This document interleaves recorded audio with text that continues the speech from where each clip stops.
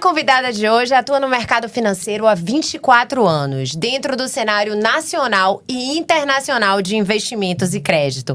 Mãe de Luca, é acelerada por natureza, mente quieta e uma mulher de pouco mimimi. Fundadora e sócia proprietária da InvestSeg Financial Group, Investe Crédito, Financiamentos e InvestMob. Hoje estou com Carolina Cruz. É um prazer tê-la aqui. Oi, Mi, muito obrigada pelo convite. É um prazer estar aqui com você hoje. Me sinto honrada pelo convite e a intenção aqui é fazer um bate-papo. Show de bola! E eu quero tirar muitas dúvidas. Por favor. Porque eu estou cheia de dúvidas. Meu Deus, Boa. que responsabilidade entrevistar você. O melhor é isso. O melhor é isso, a gente poder falar. Conta um pouquinho, Carol, da sua trajetória profissional até chegar onde você chegou. Mi, é uma trajetória, assim, bem intensa, né? As pessoas costumam me perguntar se eu sonhei com isso, né? Se eu estudei e se eu planejei tudo isso. E a verdade, assim, é menos romântica do que parece, eu não planejei nada, né? Eu comecei trabalhando muito cedo. Na verdade, meu primeiro emprego eu tinha 14 anos. Mas quando eu comecei a trabalhar em banco, eu tinha 19 anos. E eu era uma terceirizada do banco. Eu era uma terceirizada de uma corretora de seguros, eu não era bancária. E disso eu comecei a performar muito bem, né, chamar a atenção das pessoas e tive uma carreira assim, que para mim, até para mim é uma carreira que eu fico bem orgulhosa, né, porque eu comecei a despontar em relação aos demais e fui passando ali de degrau em degrau, fui passando pelas melhores instituições financeiras do país, fui me desenvolvendo sempre na área de consultoria financeira, então passei a ser uma consultora financeira, a falar de investimentos, a falar de gestão de portfólio, de mercado. E, por último, depois de 14 anos nessas instituições, eu resolvi, finalmente, fazer a minha carreira solo. Isso porque já estava bem segura, né, do que fazia, tinha uma carteira muito grande já no banco. Fui, graças a Deus, muito reconhecida a nível nacional no meu segmento. E isso me deu oportunidade, me abriu portas para, até hoje, as minhas 3 empresas. Né? Então, eu comecei com a InvestSeg Financial Group e, na época da pandemia, devido à demanda de crédito, né? Entendi a demanda de crédito que estava acontecendo no mercado, eu abri a Invest Crédito Financiamentos e a InvestMob, que é a parte imobiliária do grupo, de financiamento imobiliário. E você sempre teve essa veia? Então, eu não sei se eu sempre tive essa veia. O que eu posso dizer é que eu fui muito sortuda. Porque eu fui levada para esse caminho e eu me apaixonei pelo que eu fazia. Mesmo, me apaixonei, tive tesão pelo negócio. Então, essa questão de começar a gostar, começar a estudar de noite, começar a me dedicar, além do óbvio, além do tempo tradicional das pessoas, me levou para outro patamar. Então, a veia não é uma coisa que eu sempre tive, mas que eu fui, digamos assim, constituindo esse caminho com muito prazer, com muita dedicação e vontade de fazer ao longo desse tempo, entende? Mercado financeiro é um mercado que tem muito homem. Sim, ainda tem. Você sofreu algum preconceito no início? Como foi? Como é que você lida com isso? Então, essa é uma pergunta que sempre acontece. E eu acho que eu dou uma resposta, assim, meio surpreendente, porque a maior parte das mulheres, e com razão, sempre coloca algum tipo de preconceito nessa história. E não que não haja, certo?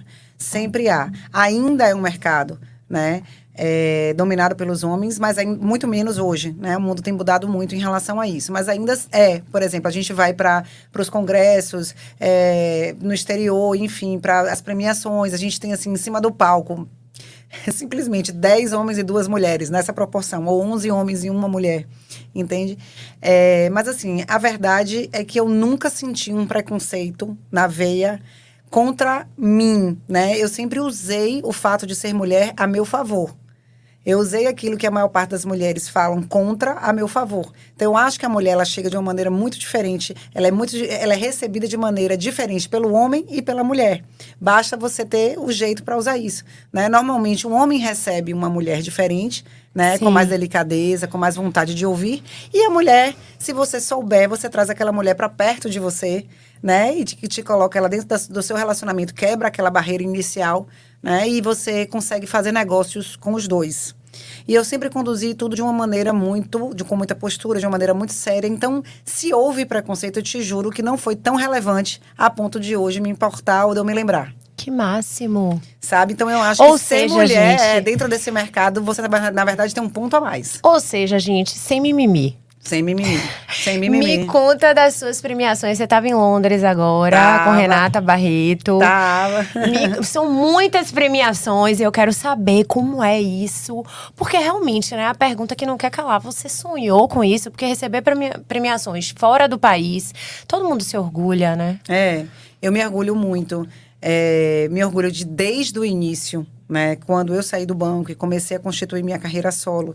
Desde dos 2 primeiros anos eu já comecei a ter esse reconhecimento. E ele é um reconhecimento contínuo que vem até hoje. Normalmente essas convenções mundiais, elas reconhecem os consultores financeiros, né? Que mais performam a nível mundial. Então, são as empresas que a gente representa de investimentos, eles buscam os profissionais no mundo todo, aí América Latina, América do Norte, América Central, Ásia, né? Tem muita gente da Ásia, é realmente o mundo inteiro. Não é só América Latina nem América do Norte. Então, quando você vai representando o seu país, né, dentro daquele segmento, é de fato um orgulho muito grande. Mas eu te digo, Mirella, de novo, que lógico que eu gosto, quero ganhar. No final, sempre falo como é que tá, e dou aquele pontapé, acelero mais para poder estar lá. Mas assim, é consequência. É consequência de um trabalho. Porque essas premiações normalmente são a cada 2 anos.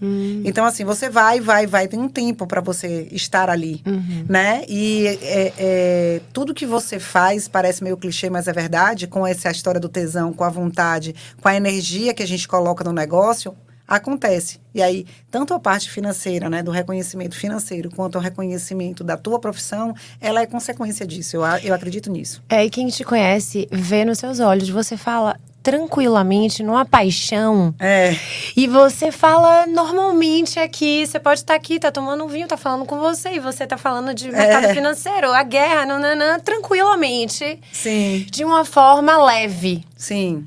Isso é muito importante, porque pra mim, por exemplo, que não entendo, eu falo, meu Deus, e agora? Finanças, nananã. Não é isso, né? A gente tem que desmistificar isso pra muita gente, você não acha? Eu acho que a gente tem que desmistificar. Eu acho que, assim, é papel dos profissionais da área facilitar, né? Falar de uma linguagem mais usual para as pessoas, para a gente mostrar que não é um bicho de 7 cabeças.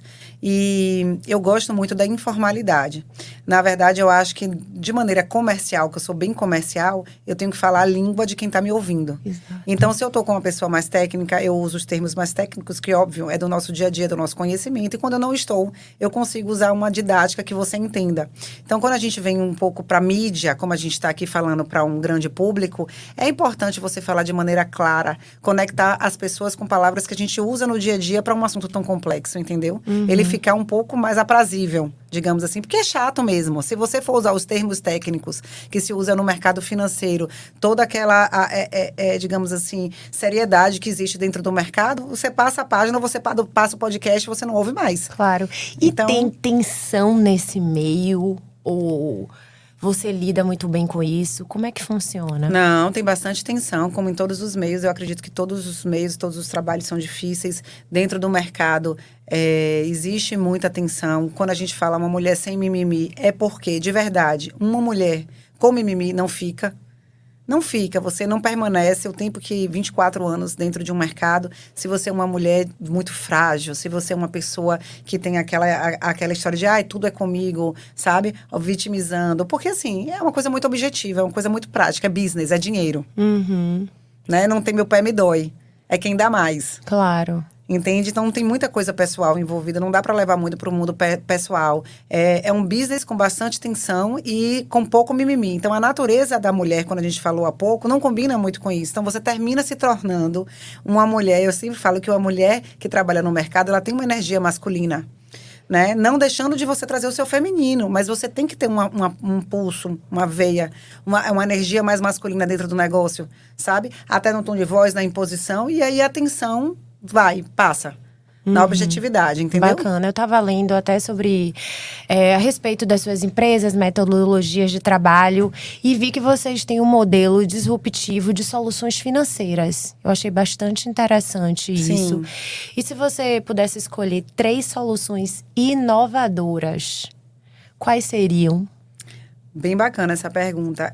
Na verdade, quando a gente abriu a empresa de crédito, especialmente, Eu sempre pensei nisso. Poxa, eu não posso trabalhar com a mesma coisa que todo mundo, porque obviamente que o banco iria ganhar de mim. Você não vai deixar de fazer um negócio com sua gerente do banco, do Itaú Personalité, onde você tem relacionamento, com uma plataforma de crédito a troco de quê? Né? Então, o que a gente foi buscar de diferencial foram ideias disruptivas no mercado. Créditos disruptivos. Como assim, né? Como é que é isso? Por exemplo, se eu fosse trazer 3 soluções aqui do que a gente está falando, eu falaria, por exemplo, que quem tem um imóvel urbano, um único imóvel, o imóvel que você mora, tá? Ou se você tem uma sala alugada dentro de um prédio comercial, ou se você tem um terreno, se você tem uma garagem escriturada, desde que ela esteja quitada e paga, você tem uma mina de ouro. Você pode usar esse imóvel, tá certo? Como garantia, fazer uma estruturação dentro de cartas, por exemplo, de consórcio. Essas cartas de consórcio, você não vai dar R$1 de lance. Quem dá os lances são os fundos de investimento. Você não entra com nada, você só entra com seu imóvel, Mirela. Seu imóvel, olha, eu tenho esse imóvel aqui no Itaigara. Serve? Serve. Então, você entra com seu imóvel, a gente levanta para você o valor do teu imóvel, certo? Você fica com uma prestação de praticamente sem juros, porque o consórcio ele tem uma taxa de administração, basta eu dizer para vocês que esse é algo abaixo de 1%. E o capital que eu levantei, eu aplico de uma forma que paga a tua prestação e você tira ainda uma boa renda por mês para colocar no bolso. Somente com o teu imóvel, sem mais nada. Essa é uma grande solução de crédito. Ela existe, a gente faz muito no... Essa é exatamente essa reação que as pessoas têm. E ela existe, né? Eu tenho muito orgulho, inclusive, de ter participado da construção dessa solução, né? Entre os pares que a gente juntou para fazer isso. A gente distribui isso para os nossos clientes e, de verdade, você só precisa ter uma análise de crédito. Claro, você vai ser analisado, claro, né? Ou a tua pessoa física ou a tua pessoa jurídica. Faturamento, DRE, kit banco. E um imóvel quitado e urbano. Certo? Tendo isso, a gente levanta um crédito para você do valor do seu imóvel e faz o teu valor pagar a tua prestação e mais da metade te sobra no bolso. É o máximo. Rendimento. É o máximo. Essa é uma solução super disruptiva e que a gente usa a mesma solução, tanto para você aplicar o dinheiro e ficar reaportando aquele investimento e usar como uma previdência privada lá na frente, porque você só usou o seu imóvel. E outra coisa, tá? Ele não sai da sua posse. Ele sai da sua posse temporariamente ali na operação, depois ele retorna. Ele não é só usado como garantia, tá? Você não está vendendo ele para outra pessoa e para João e agora eu não tenho mais o meu imóvel. Tem gente que entra em pavor com isso. Não é isso, tá? Você continua em posse do seu imóvel. Você vende ele, você usa como garantia, mas em seu nome para você mesmo, tá?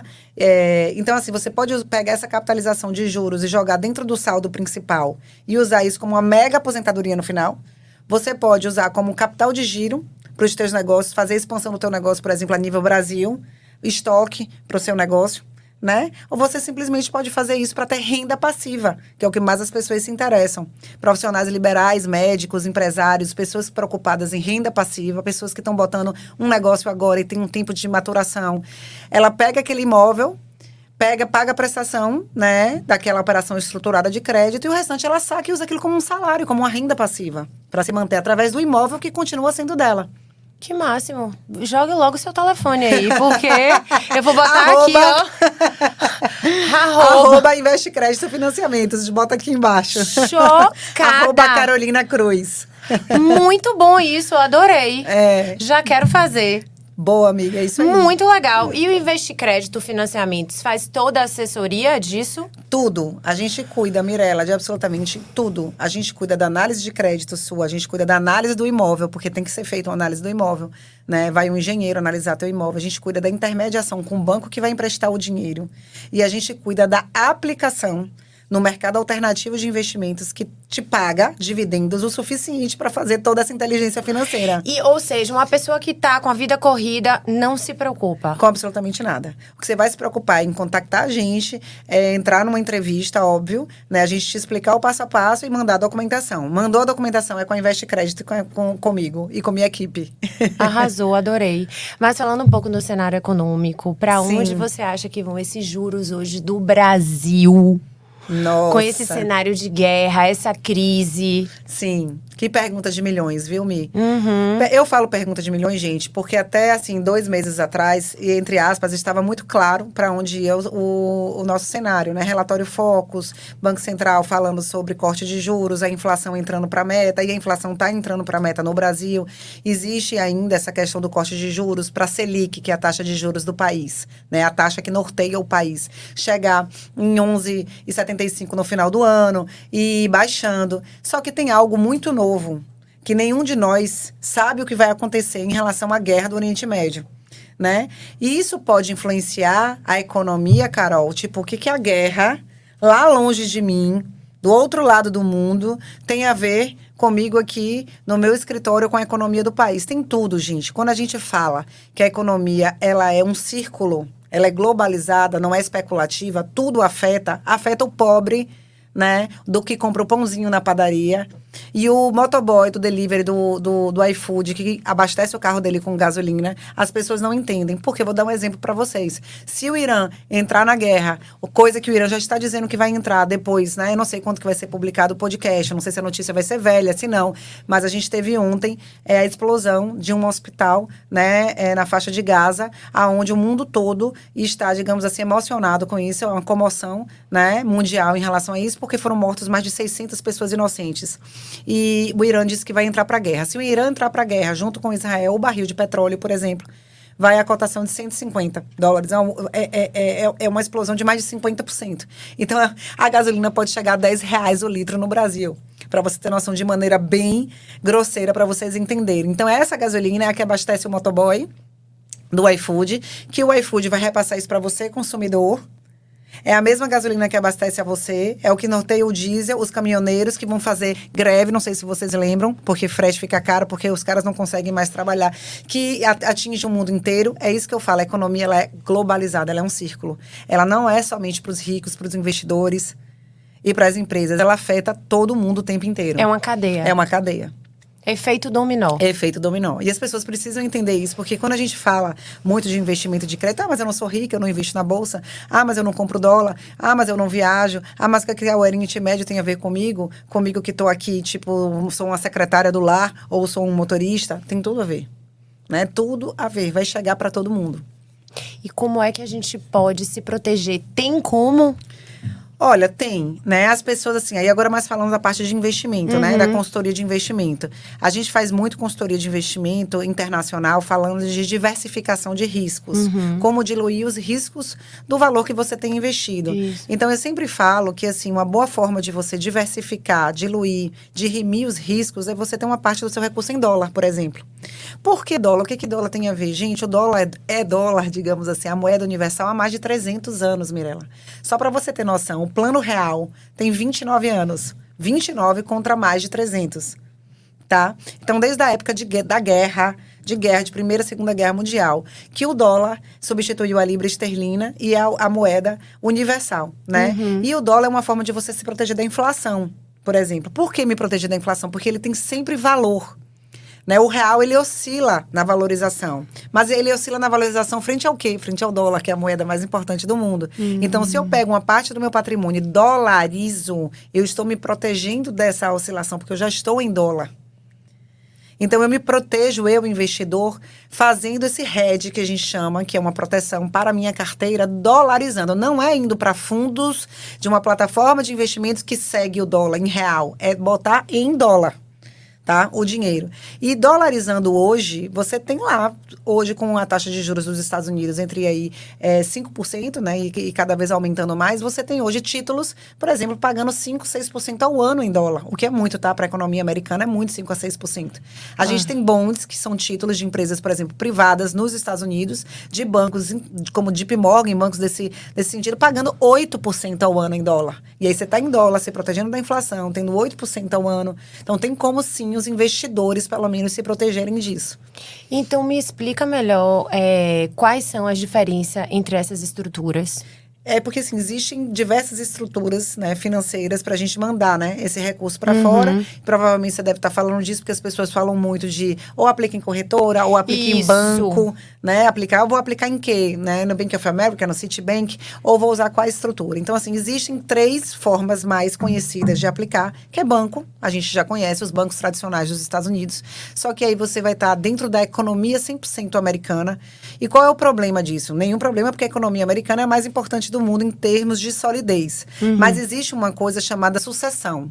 Né? Por exemplo, em caso de morte do investidor, daquele cara que está com o dinheiro aplicado dentro do JP Morgan, por exemplo, né? Ou do Bank of America, enfim. Se ele falecer, a partir de $60 mil, o target é $60 mil. Tudo que for acima de $60 mil entra para inventário. E aí você sabe que nos Estados Unidos, cada estado, né? Califórnia, Flórida, Texas, cada um tem uma própria legislação. Mas tem estados que cobram mais de 50% de imposto. 50%. Você perde 50% de imposto para o estado para seus beneficiários sacarem aquele dinheiro. Então você está preso dentro de uma legislação americana que, como você é estrangeiro, te cobra um percentual alto de imposto, em caso de morte. Né? E tem outras situações. Aí a gente vai ter as corretoras, né? Corretoras que aí você tem uma amplitude maior de investimentos, você tem ativos que você pode comprar de maneira mais fácil, mas você recorre no mesmo problema.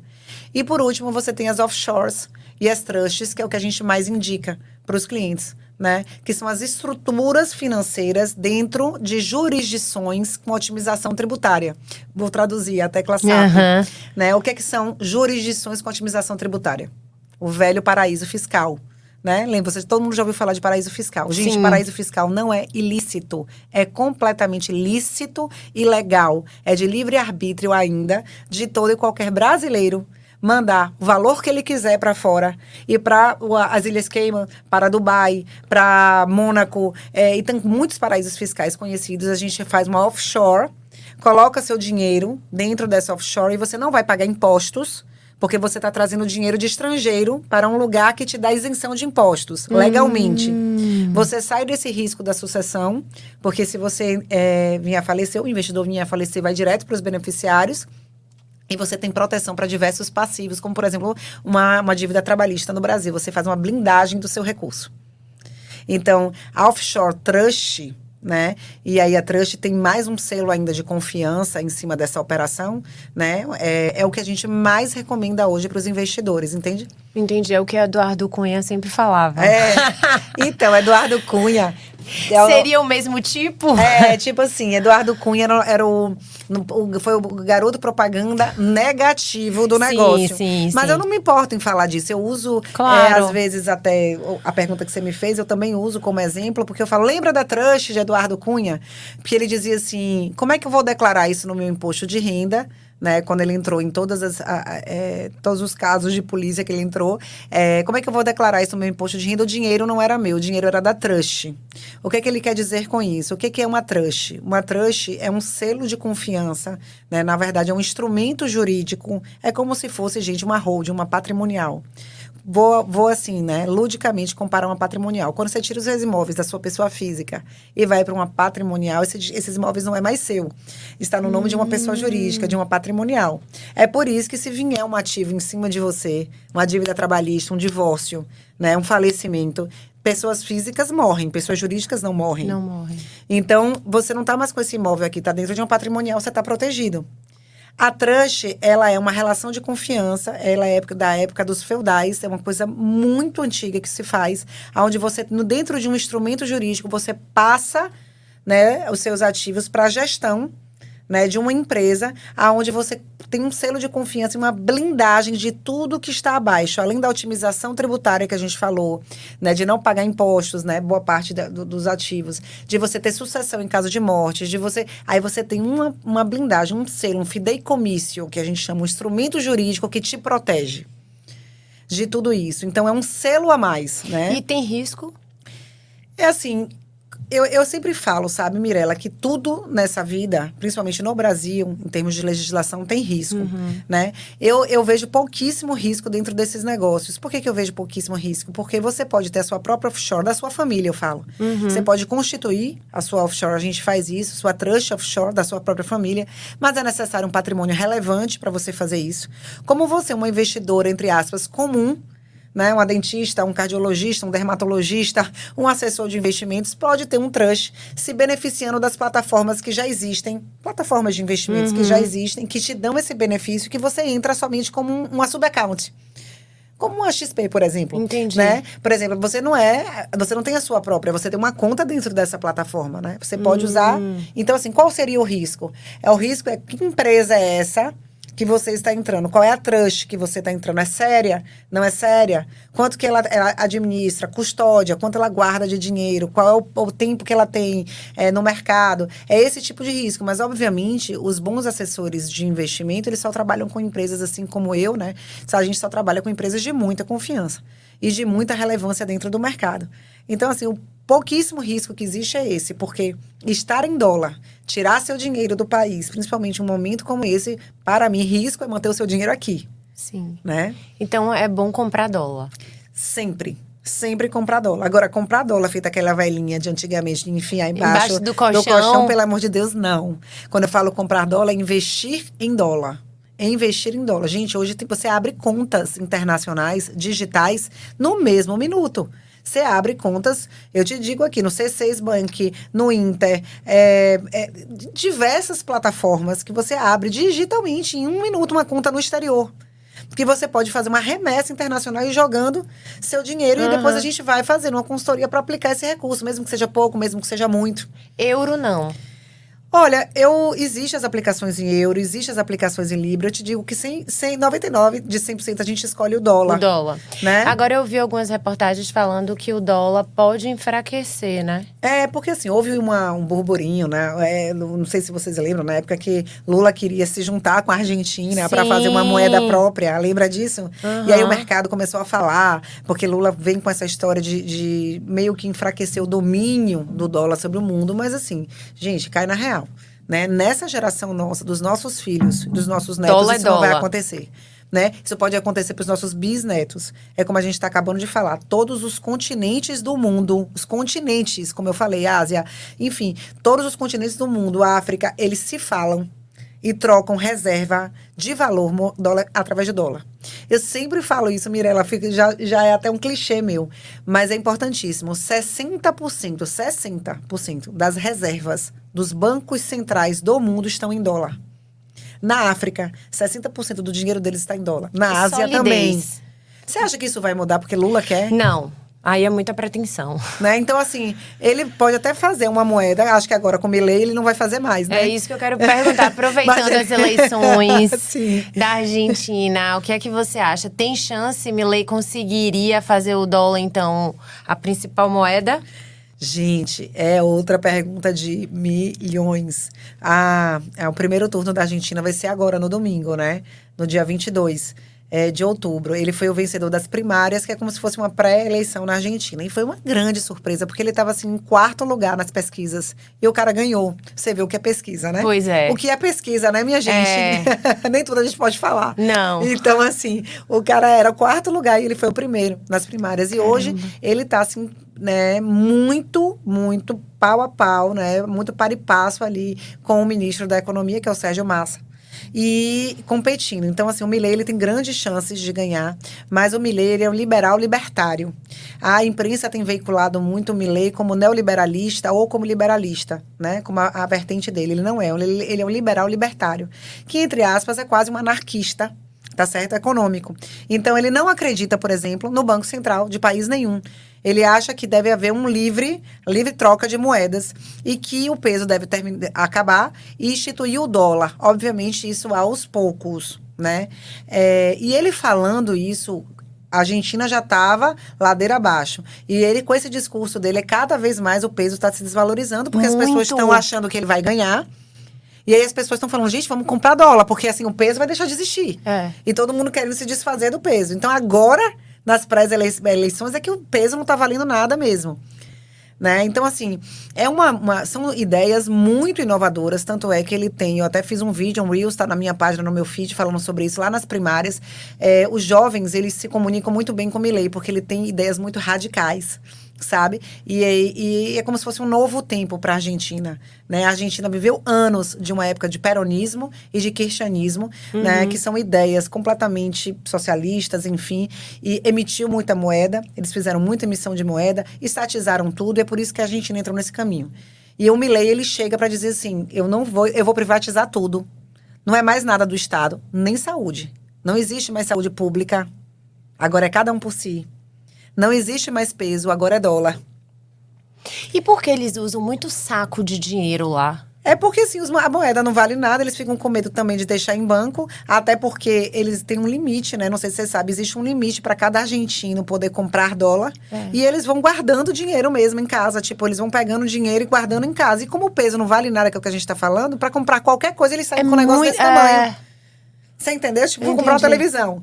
É um maço, porque o dinheiro não tá valendo nada. A última vez que eu estive lá, eu não conseguia sacar no Itaú. Pois é. De jeito nenhum. Pra você ter noção, essa semana na Cade Florida, né? Que é Florida ou é Flórida? Não me lembro, acho que é Florida. Florida. Eu já fui em Buenos Aires milhões de vezes, mas tem muitos anos que eu não vou. Foram presos 3 pessoas essa semana. Um tinha mais de 400 mil dólares vendendo, né? Na rua. Vendem vários. 400 mil dólares amarrado no corpo.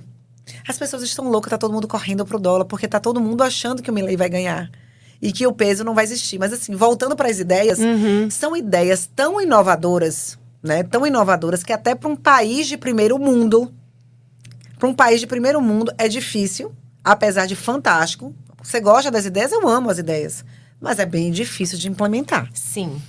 Né? É bem difícil, assim, é meio quase que utópico. Isso para um país que está do jeito que está a Argentina, com 138% e 38% de inflação nos últimos 12 meses. Desses 138, 103 é de janeiro a outubro. E tá muito caro lá. Então, mas muito caro porque eles vão aumentando o preço para tentar compensar. Você entendeu? Mas eu tô dizendo o seguinte, 138% de inflação, pra você ter noção, Brasil 5%. E a gente fala muito da economia do Brasil. Então, para você transformar esse país num país que não depende nada do Estado, que a moeda vai ser dólar, que a saúde pública não existe mais. Ou ele quebra ou ele bomba. Eu acho que assim, aos poucos, mas aos poucos, durante muitos governos, muitos anos, essas ideias poderiam começar a valer. Vai ser um trabalho bem difícil. Mas eu fico muito feliz que o povo argentino, de verdade, tenha acordado para isso. Porque, veja, ou é continuar no mesmo, e ladeira abaixo, ou é tomar essa decisão radical, né? E começar um novo caminho que vai demorar muito tempo para chegar lá, mas um dia se chega. Com certeza. Tem que começar. Aquele tipo de história, entendeu? Ficar como está não dá. Verdade. É isso. E como é que você lida com tanta coisa aí, vida pessoal, filho? Você tem um filho de 19 anos. 24. De 24. Eu falei 19. Sou eu que tenho. 24. Mora nos Estados Unidos. Mora nos Estados Unidos. Voltou ontem para os Estados Unidos. Como é que você equilibra esses pratos, Carol? Eu acho que para toda mulher, viu? Mas assim, eu me sinto o tempo inteiro no samba do crioulo doido. Eu acho que todo mundo, viu, gente? É porque assim, quando eu converso com as minhas amigas, todo mundo assim, gente, o que é isso? E assim, não é somente isso, né? Não é filho, não é relacionamento, não é trabalho, é fitness, você tem que malhar, você tem que estar bonita, tem que estar gostosa, você tem que estar bem, você tem que estar informada, você tem que estar com a pele em dia, o botox no lugar. Né? Então, assim, você tem que estar plena para receber as pessoas, sempre com energia legal. Não é que você tem que estar, tá, gente? Isso é forma de falar, porque eu acho que a gente não tem que estar nada. Exato. Tem que estar mesmo, não tem que estar nada. Tem que estar como a gente quer. Tem que estar como a gente quer, mas a gente quer estar. É outra coisa. Não é que tem que. A gente deseja estar. A gente deseja estar. Então, uma coisa que eu faço muito é trabalhar 2 coisas. Minha espiritualidade, muito eu falo isso. Sou muito ligada a Deus, eu falo isso o tempo inteiro.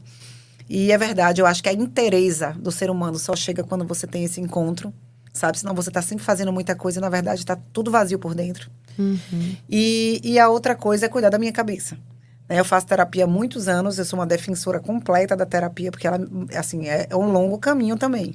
Doses homeopáticas, né? Não resolve o problema de vez. Exato. Mas é algo que você começa a entender o que isso tem a ver, que assim, quero estar. E tudo no meu tempo. Se não der certo, não deu. A gente vai fazendo o melhor e entregando o melhor. É porque eu entrevisto muitas mulheres aqui e eu vejo que a gente não pode romantizar. Isso. Porque às vezes a gente acorda e não quer malhar. Isso. Às vezes a gente tá cansada, tá triste. Sim. E tá triste, pô, É amanhã isso. vai estar alegre. Amanhã você vai estar bem. Hoje, simplesmente, dá um jeito, não vai no teu trabalho, vai, chama uma amiga pra tomar um vinho, cuida de você, vai fazer uma oração, vai fazer uma meditação, seja o que for, se permita. Né? Se permita estar triste também, viver os sentimentos. Um dia de cada vez, assim, a cobrança é muito grande, principalmente do mundo, mas você é tratado como você permite, né? Verdade. Você é tratado como Isso você é permite. forte. É. Entendeu? Então, assim, se as pessoas começarem a te cobrar, não permita. A única pessoa que pode se cobrar, te cobrar é você mesmo. Nem o teu marido, eu acho que não pode. Entendeu? Porque, assim, cada um na sua e cada um sabe a dor e a delícia de ser o que é. Né? Isso é uma frase de uma amiga minha que eu amo muito, que é Caroline Libório. E eu repito muito isso, mas a frase é dela. Ela sempre fala muito, ela replica, né, muito essa frase, que é: cada um sabe ser a dor e a delícia de ser o que é. Muito legal e muito humano, né? Porque a gente fala de várias coisas aqui, mas a guerra também tá causando muita ansiedade em todos nós. Toda essa correria acaba mexendo muito com a cabeça de todo mundo, né? Acaba, amiga. E assim, eu acho que a pressão, né? Se a gente se deixasse levar pela questão da mídia, de tudo que a gente vê pra gente, mulher, que é o que a gente também tá falando aqui, de esteticamente, visualmente, enfim. Mas assim, entenda que a gente não pode controlar isso. O que a gente pode controlar é como a gente reage, né? A isso. Isso vai continuar. Vai até aumentar, né? Ou então vai para um outro lado, que eu não vou discutir aqui, que não é o caso, que eu também não concordo, que é achar, por exemplo, que obesidade não é doença, obesidade é ok, e você tá cheio, e você, se você é preconceituoso. Não, obesidade é doença. Você tem que tratar como doença. Não tem nada a ver com preconceito. Então também é um mimimi alastrado, ou de um lado ou de outro, né? Ou é a pressão aqui, ou é a outra ponta. Verdade. Né? Eu fico aqui nesse meio termo, de verdade, achando que a gente tem que cuidar da nossa cabecinha, que é o principal, viu? Depois disso, cuidar do corpo. É o equilíbrio emocional, É o equilíbrio, né? porque não adianta você cuidar de tudo, dente, boca, pele, corpo. Se a cabeça não estiver boa, você vai cair numa cama de depressão. Pô, forte isso. Mas vamos terminar a entrevista alegre, porque você deu várias soluções financeiras. Eu dei várias soluções financeiras. Eu convido, inclusive, as pessoas a conhecerem. A gente, assim, Mirella, eu tenho 24 anos de mercado, mas eu comecei a ir pro digital agora, né? Eu sempre como é que eu vou dizer? Me poupei, porque sempre vivi muito bem com tudo que eu faço. Né? Tem um reconhecimento dentro do meu negócio. Eu falo, eu não tô a fim de ir, pra quê? Não sei o quê. Então, assim, por que eu virei essa chave? Porque isso virou um propósito pra mim. Eu deixei de pensar aquilo que a gente conversou outro dia. Eu deixei de pensar o que seria de retorno ou não, se vale a pena ou não, pra pensar no propósito de ajudar vidas de verdade, ajudar pessoas, ajudar empresas com o que eu sei. Né? Que, assim, às vezes pra mim parece simples, mas pro outro é uma grande novidade. Muita novidade. Pra mim, foi muita novidade aqui. Então, assim, quando eu convido as pessoas a irem pra minha rede social, a seguirem o canal do YouTube, que é um canal super novo, no Instagram. E assim, isso não fecha muito com uma mulher que tem sucesso há 24 anos, é isso que eu tô explicando. Porque eu tô indo pro digital agora, mas apesar de uma carreira muito sólida na vida real. Você já está no digital, querida! É isso. Então, assim, eu convido todas as pessoas, né, a conhecerem as redes sociais, enfim, tá com a gente, estou à disposição pro que precisar, amiga. E foi uma honra. Uma honra foi minha, adorei. Vou botar as pílulas da gente lá no Instagram, que vão ótimo. bombar os melhores momentos. E Boa. você bota o podcast completo também no seu. Eu vou botar no meu e você bota no seu. Eu replico no meu. É importante. Eu quero que você volte aqui. Sim. Porque tem muita coisa pra gente falar. Tem. Muita coisa. O mercado, ele é muito, muito rápido, sabe, Mi? Até aquilo que a gente conversou mais cedo. Se a gente demora pra entregar, fica tudo velho. Porque Verdade. é tudo muito rápido. Não é um assunto que ele é linear. Esse assunto, ele já não é tão interessante daqui a uma semana. Sim. Verdade. Entende? É tudo muito rápido dentro do mercado. Então, a gente sempre vai ter muitas coisas pra falar. E eu tô super à disposição sua. E, assim, de verdade, é uma coisa que eu gosto muito de fazer. Esse tempo, assim, de podcast. Porque é uma coisa mais informal. Eu acho que é muito melhor do que aquela coisa toda…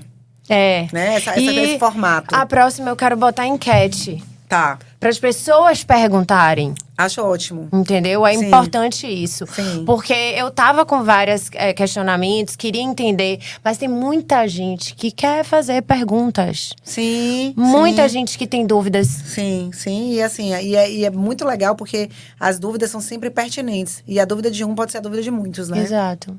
Adorei. E você tem uma fala tranquila, então dá pra entender. Oh, que bom! Amei, foi um Obrigada, prazer. amiga. Obrigada Beijo. também. Beijo.